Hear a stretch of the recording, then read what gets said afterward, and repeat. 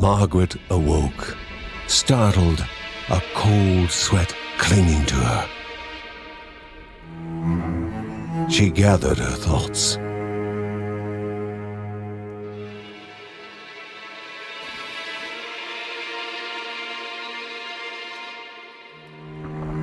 Aged wood creaked, echoing through the quiet rooms.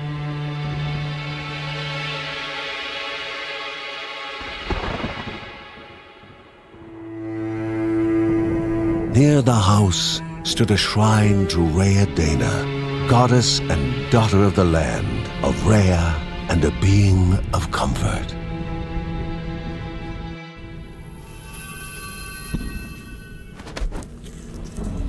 Margaret sought answers. But the goddess did not speak. There was only the faint whisper of something dark, something hungry.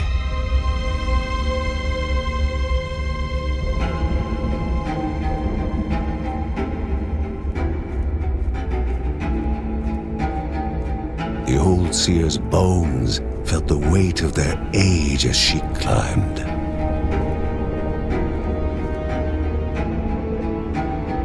The only thought on her mind, has it begun again?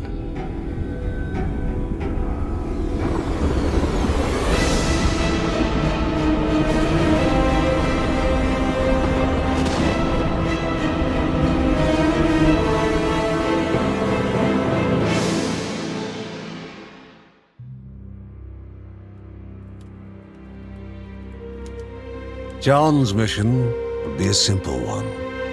He was to investigate Rhea's greatest shrine. His mother presented him with a fresh divinity shard.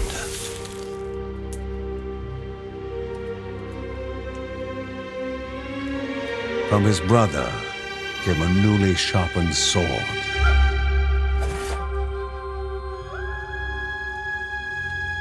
His wife gave him a kiss, and his daughter's hugs were full of reason to return home safe.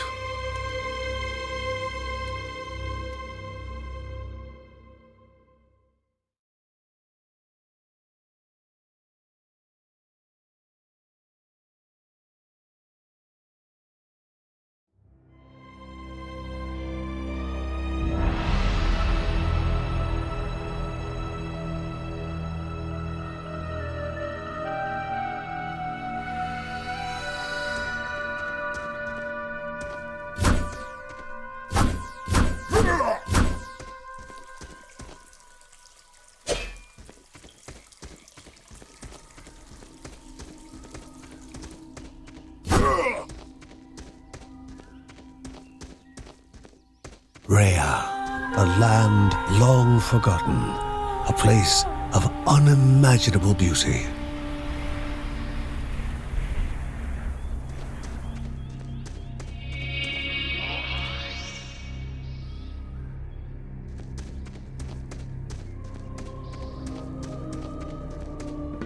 It first appeared as sludge given life, slithering creatures, small and vile.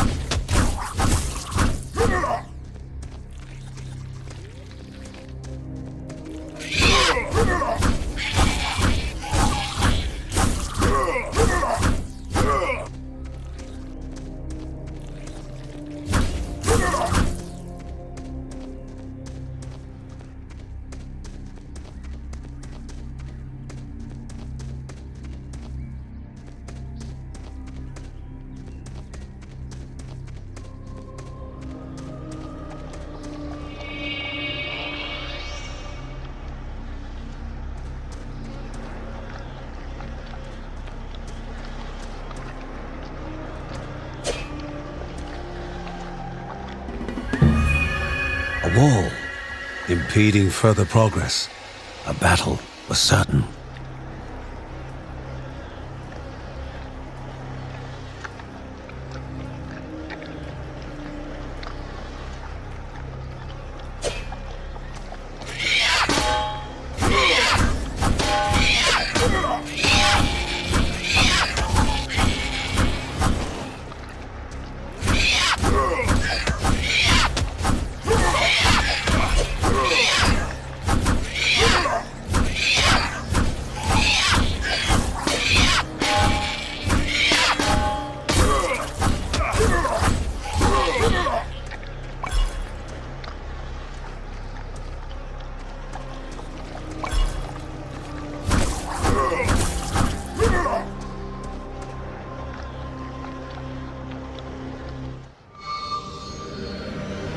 Vanished by light itself, the corruption abated, leaving the shard cold in hand, dark, in need of life.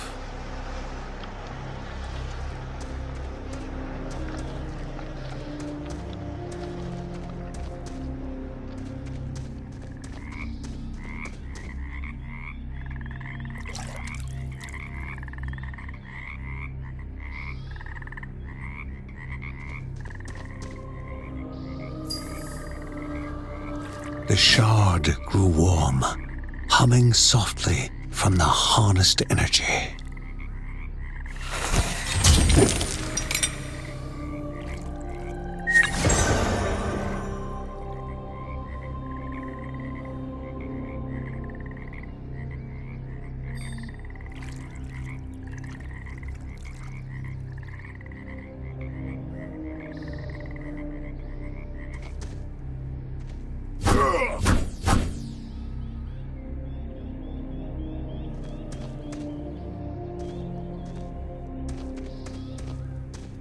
Before him was now one more dangerous than those that came before.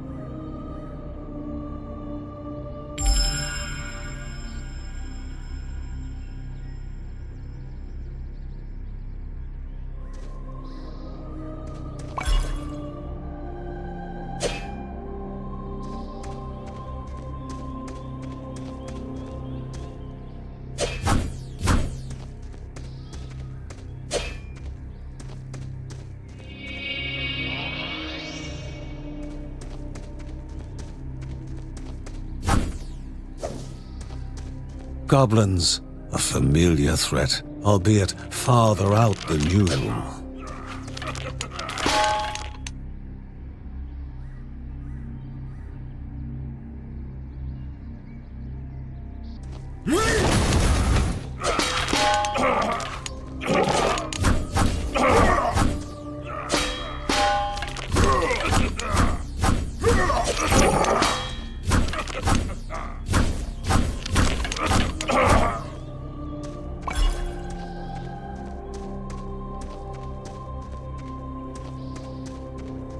Magnificent, but dangerous, a land of love found and of love lost.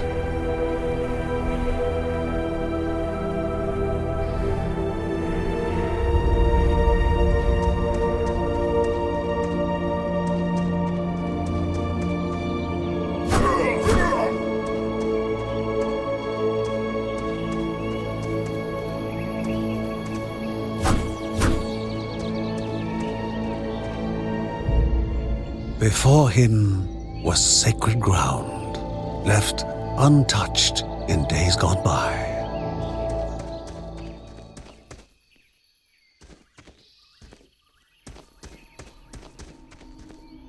Remaining calm and collected, the shock of his heart-skipping beats was concealed in expert fashion. Before him stood Linda, his eldest daughter, with bow and quiver at the ready, determined to do her part.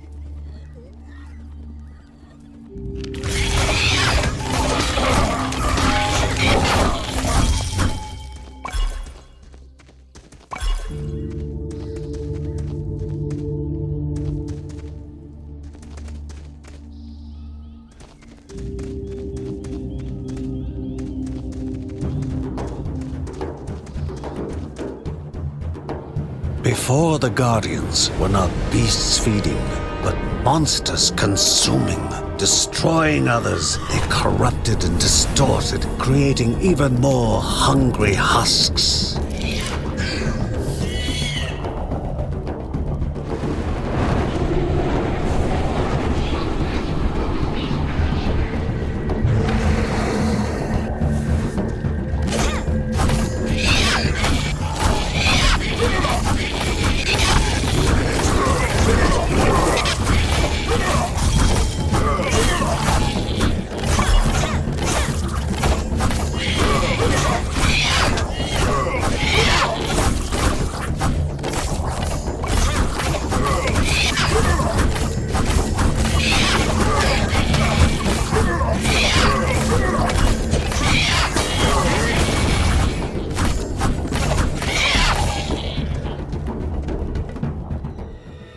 Both father and daughter gathered their thoughts, their hearts heavier than before.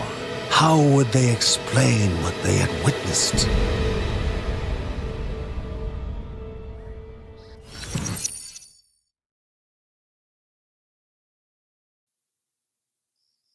The ancient tree had been cut down. Together, father and daughter described the horror, the creatures dripping with decay that slithered into bodies stuck between life and death to bolster their ranks.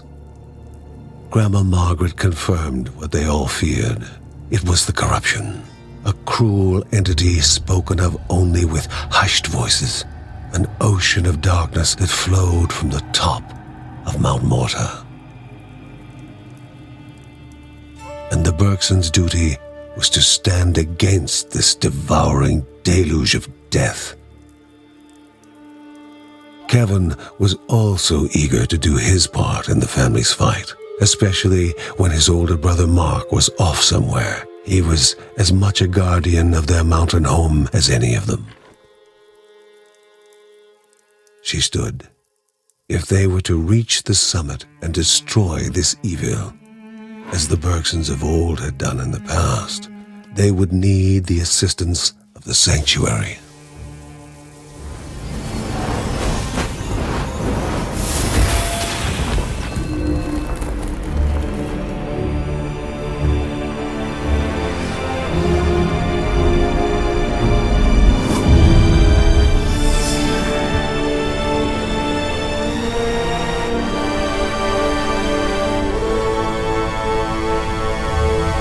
Given to the Bergsons by Rhea herself, the sanctuary was a gateway to the mysterious lands around the mountain.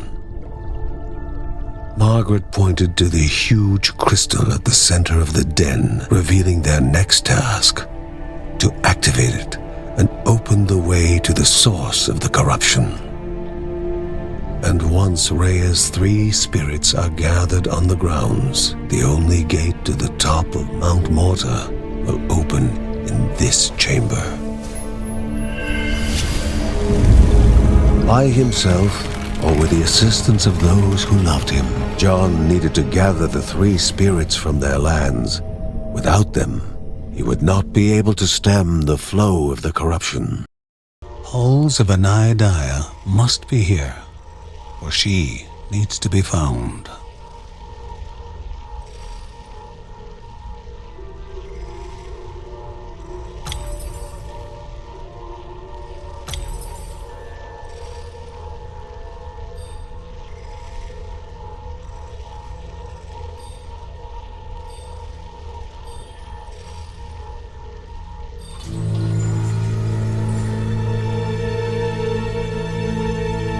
Celestial shard chipped directly from the ancient crystal in the sanctuary.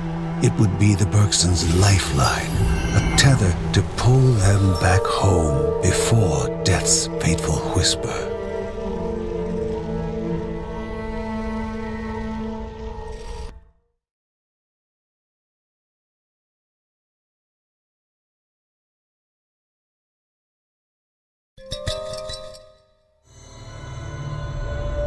Filling the winding tunnels of the silk-covered caves, the acrid taste of poison lingered in the air. Spiders.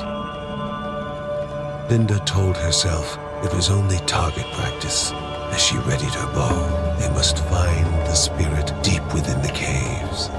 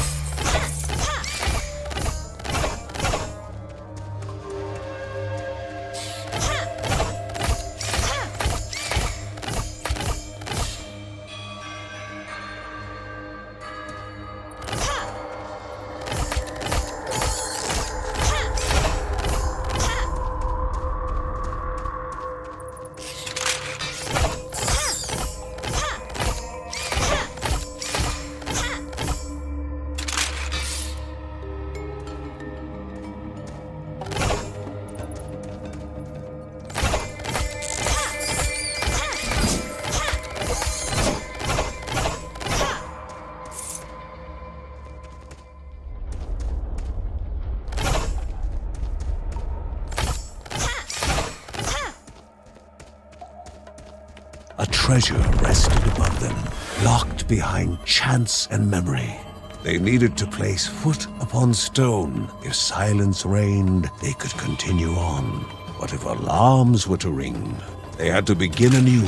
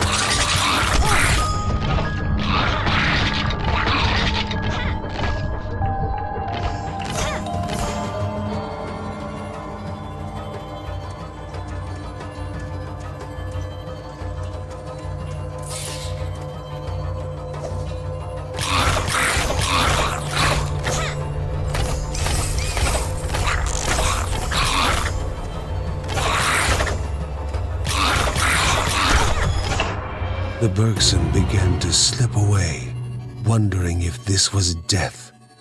It was warmer than they expected.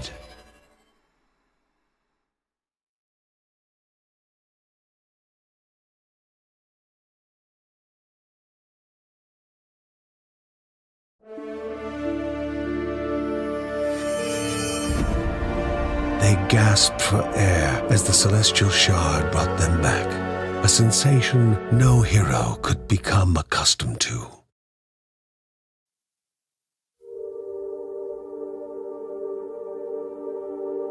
As she heard John and Linda describe their foray, thoughts rushed through Margaret's head. The corruption had amplified the creature's wickedness, and no longer were they part of the harmony of the Rhea. With the new threats looming, Margaret asked Ben to prepare his workshop. He would have to take charge of enhancing the warrior family's weapons and armor.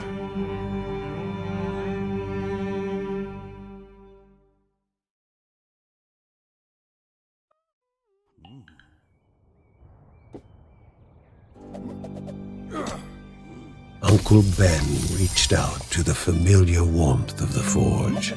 If they were to reach the top of Mount Morta, their equipment would need to be of the highest quality.